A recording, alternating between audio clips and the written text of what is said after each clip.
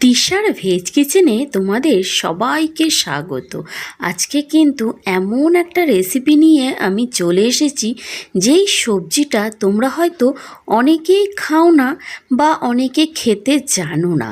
সেটা হচ্ছে কুন্দুলি।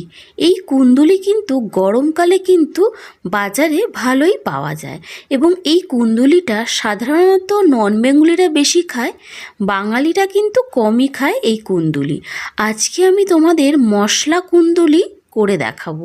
এই মশলা কুন্দুলি কিন্তু তোমরা রুটির সাথে ডালের সাথে খেতে পারো, খুবই ভালো লাগে।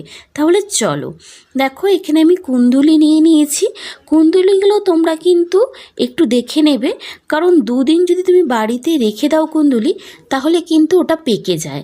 তো পাকা কুন্দুলি নেবে না, যেগুলো কচি সেগুলো নেবে। কুন্দুলিগুলো আমি নিয়েছি কেটে, মানে একটা কুন্দুলি আমি 4 ভাগ করে কেটে নিয়েছি। আর সাথে নিয়েছি আলুগুলোকেও কিন্তু আমি লম্বা লম্বা করে কিন্তু কেটে নিয়েছি। এরপর আমি কড়াই বসিয়ে দিয়েছি, দিয়ে দেবো এখানে আমি সর্ষের তেল। তোমরাও কিন্তু সর্ষে তেলেই করবে, এটা সর্ষে তেলে করলে বেশি ভালো লাগে খেতে। এরপর আমি দিয়ে দেবো এখানে 2টো শুকনো লঙ্কা। শুকনো লঙ্কা দুটো একটু ভাজা হবে, তারপর আমি এখানে দিয়ে দেবো গোটা সর্ষে ফোড়ন দেব আমি। তো 1 চামচ মতো আমি গোটা সর্ষে নিয়েছি, দিয়ে দিলাম গোটা সর্ষেটা। তো এই ভাজাটাতে কিন্তু অবশ্যই কিন্তু সর্ষে ফোড়নই দিতে হবে, কারণ এটা নন বেঙ্গলিদের কাছ থেকেই কিন্তু আমার শেখা, আর ওরা এই ভাজাটাতে সর্ষে ফোড়নই দেয়। তো সর্ষেটা যখনই একটু ভাজা গন্ধ বেরোবে, তখন আমি দিয়ে দেবো এর মধ্যে আলু আর কুন্দুলিগুলো। তো আলু আর কুন্দুলিগুলো আমি দিয়ে দিলাম। আলু আর কুন্দুলিগুলো আমি 2 মিনিট কিন্তু একটু ভেজে নেব। তো তোমাদের আমি এখানে একটু বলে রাখি, তোমরা কিন্তু আঁচটা কিন্তু একদম লো বা মিডিয়ামের মধ্যেই রাখবে, বেশি বাড়াবে না। আমি এর মধ্যে দিয়ে দিলাম একটা টমেটোটাকে আমি ছোট ছোট পিস করে নিয়েছি, করে আমি এর মধ্যে দিয়ে দিলাম।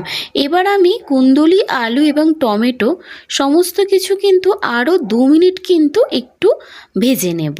তো তোমাদের যেটা আমি বললাম যে এই কুন্দুলিগুলো খেতে কিন্তু অসাধারণ লাগে, মানে এই ভাজাটা আর কি, কুন্দুলি ভাজাটা।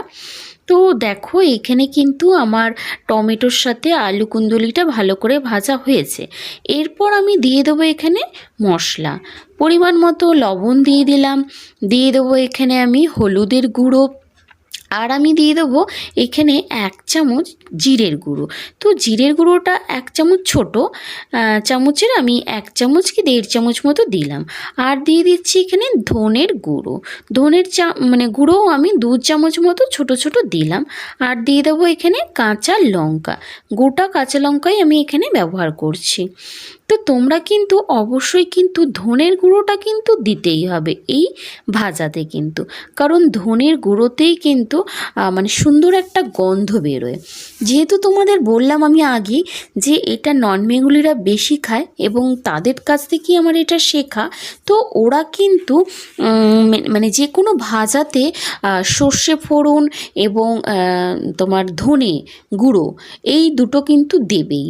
তো এই দুটো জিনিসেই কিন্তু এই ভাজাটার কিন্তু আলাদা একটা টেস্ট বাড়ে এবং গন্ধটাও কিন্তু খুব সুন্দর আসে। দেখো আমি দিয়ে দিলাম এখানে চাপা 3 থেকে 4 মিনিটের জন্য, কারণ যেহেতু ভাজা আমাকে ঢাকা দিয়েই কিন্তু আমাকে ভাজাটা করতে হবে, না হলে কিন্তু পুড়ে যাবে আর আলু আর তোমার কুন্দুলি কিন্তু ভাজা হবে না। তাই সেই কারণে আঁচটা মিডিয়াম রেখে তোমরা কিন্তু ঢাকা দিয়ে এটা ভেজে নেবে।